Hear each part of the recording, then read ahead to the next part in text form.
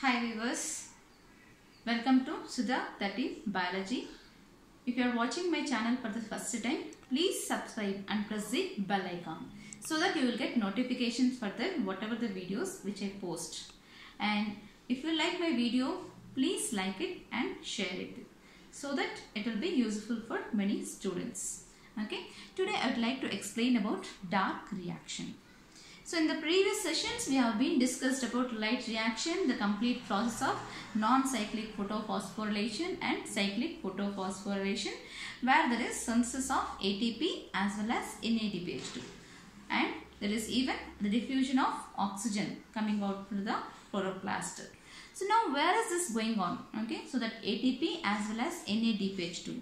So I said in the previous classes itself that ATP and NADPH2 which are produced in the light reaction will be utilized in the dark reaction, that is through biosynthetic pathway for synthesis of sugars.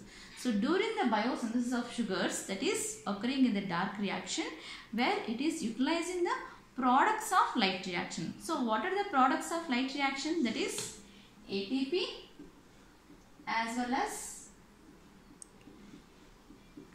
NADPH2. So which are the products of light reaction. So these products of light reaction, now this will be utilized in the stromal region, that is for dark reaction for synthesis of sugars. Okay.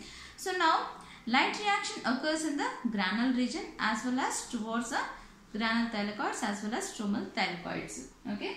Stroma lamellae, sorry. And whereas dark reaction is completely occurring in the stromal region. Okay. So dark reaction, light reaction occurs in the granule region, whereas dark reaction it is occurring in the stroma region, because all the enzymes of dark reaction is present in the stromal region. So all the enzymatic reactions of dark reaction will be occurring in the stromal region. Okay. And during this process of biosynthesis of sugars, it utilizes this ATP as well as NADPH2 which are produced in the light reaction. Okay. And now after World War II, okay, after World War II, the scientist by name Melvin Kelvin,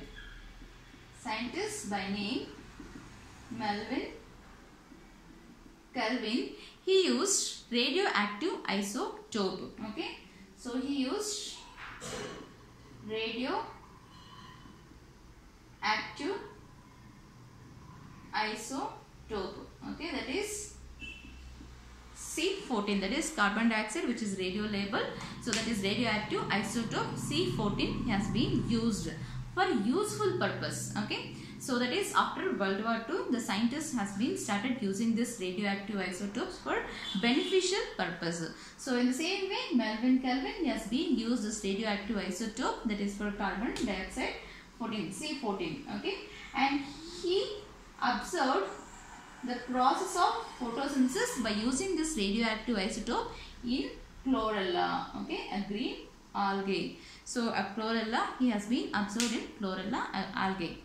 And as he observed, okay, the 6 molecules of carbon dioxide, when these molecules of carbon dioxide which are radioactive, and when it undergoes carboxylation, okay, with RUBP in the presence of Rubisco enzyme, that is ribulose bisphosphate carboxylase oxygenase enzyme, he has been observed the first stable product which is formed is phosphoglyceric acid, which is 3-carbon compound. So he named this cycle as C3 cycle, because phosphoglyceric acid, which is first stable product, which is a 3-carbon compound. So this is a 3-carbon compound and it is the first stable product which is formed during this pathway.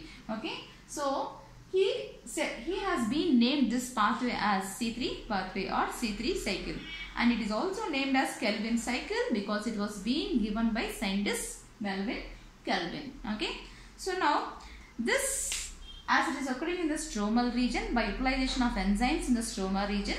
Okay. Now the carbon dioxide fixation, it will be taken by first step as carboxylation, and next the step which will be continued as reduction, and finally regeneration. So this complete C3 cycle occurs in 3 steps, that is carboxylation, second reduction, and then third regeneration. So what is carboxylation which is occurring here? First step, that is it accepts atmospheric carbon dioxide in the presence of an abundant enzyme present in the earth, that is Rubisco, ribulose bis phosphate carboxylase oxygenase.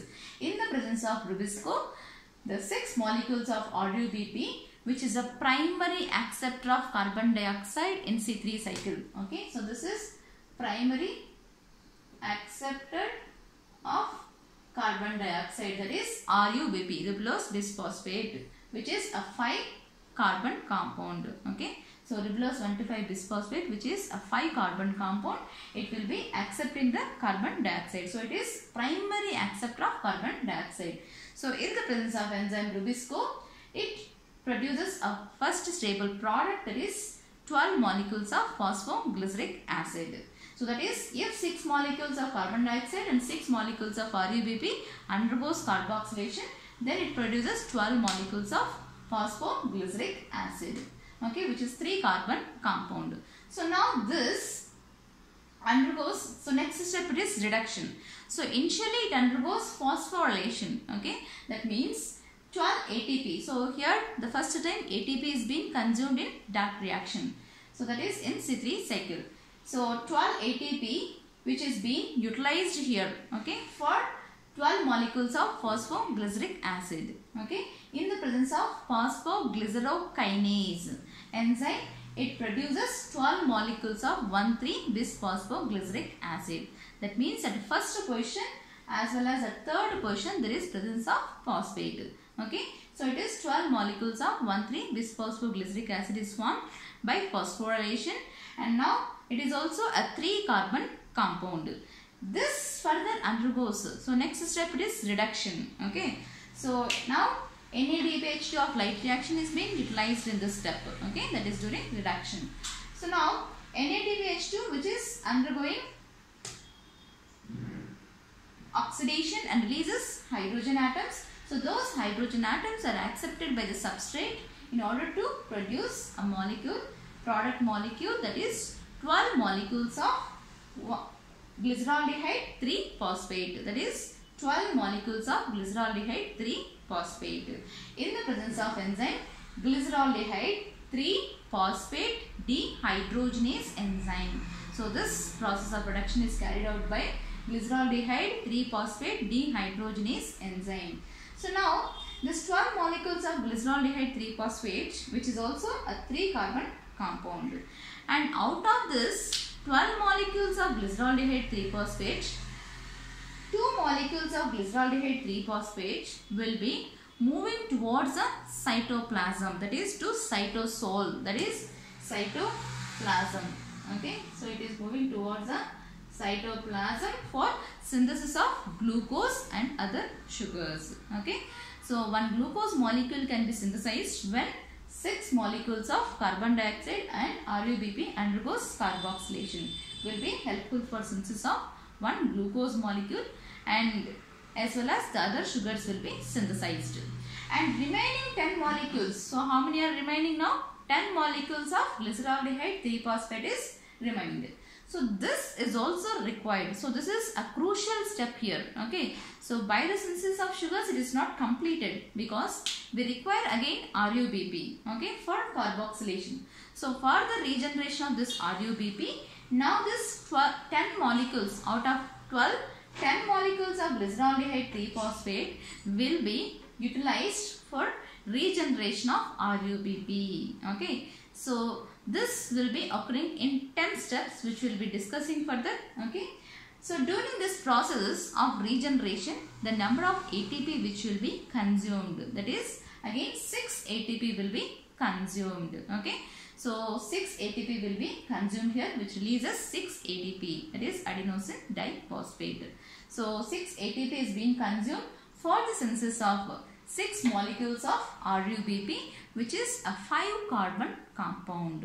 Okay, so this is the third step in this complete C3 cycle. So that is regeneration of RuBP. First step is carboxylation, second step is reduction, third step is regeneration of RuBP. So for further continuing the cycle, so this regeneration of RuBP is very crucial. Okay. So if 6 molecules of carbon dioxide is involved, okay, in carboxylation process with 6 RuBP, number of ATP is being consumed. That is during the reduction step, that is second step. Okay, how many ATP will be consumed? 12 ATP will be consumed. Okay, and during the process of regeneration of RuBP, 6 ATP will be consumed. So for 6 molecules of carbon dioxide, how many ATP are utilized? That is, okay, 18 ATP is being utilized in C3 cycle. Okay, and number of NADPH2 has been utilized. Okay, the product of light reaction, that is NADPH2, which is used during the reduction step. Okay, so how many NADPH2 are used? Only at one step, that is 12 NADPH2 are being utilized for 6 carbon dioxide molecules if they undergo carboxylation. So 12 NADPH2. So this will be utilized. So it is for 6 tons. Okay, if 1 ton, that means if 1 carbon dioxide is undergoing carboxylation, how many ATP is being consumed and how many NADPH2 will be consumed? Okay, so if 6 carbon dioxide molecules are utilized, okay, are undergoing carboxylation, 18 ATP will be utilized and 12 NADPH2 will be utilized. Okay, so this leads to synthesis of 1 glucose molecule. So if 1 carbon dioxide is undergoing carboxylation, okay, if 1 carbon dioxide is undergoing carboxylation, okay, so number of ATP will be utilized. That will be, how many ATP? That will be 3 ATP will be utilized. Okay, and number of NADPH2s will be utilized if 1 carbon dioxide undergoes carboxylation, that is 2 NADPH2. Okay, so this, in order to synthesize, if 1 carbon dioxide which will be utilizing 3 ATP, 2 NADPH2, so this has to continue for 6 times. Okay, then it will be able to synthesize 1 glucose molecule. Okay, so very important question, NEET oriented question. If 6 carbon dioxide molecules are involved in carboxylation, 18 ATP, 12 NADPH2 are utilized, and if 1 carbon dioxide enters into carboxylation, 3 ATP and 2 NADPH2 are utilized. Okay, so again the questions can be, how many ATP will be utilized? Okay, if 6 carbon dioxide molecules undergoes carboxylation during regeneration step. Okay, for 6 carbon dioxide molecules, 6 ATP will be consumed during regeneration step. In case of reduction step, that is in the first phosphorylation of reduction step, 12 ATP will be consumed. Okay, so these questions are very important. And what is the primary acceptor of carbon dioxide in C3 cycle? That is RuBP. Okay, and next, what is the first stable product? That is in C3 cycle, that is phosphoglyceric acid, which is a 3 carbon compound. Okay, so very important. And how many ATP molecule, how many glyceraldehyde 3-phosphate molecules will be utilized for synthesis of sugars? Okay, that is 2 will be utilized for synthesis of 1 glucose molecule. So these questions are very important, NEET oriented questions. Okay, so if you like my video, please like it and share it to other students, as it will be helpful. Okay, thank you.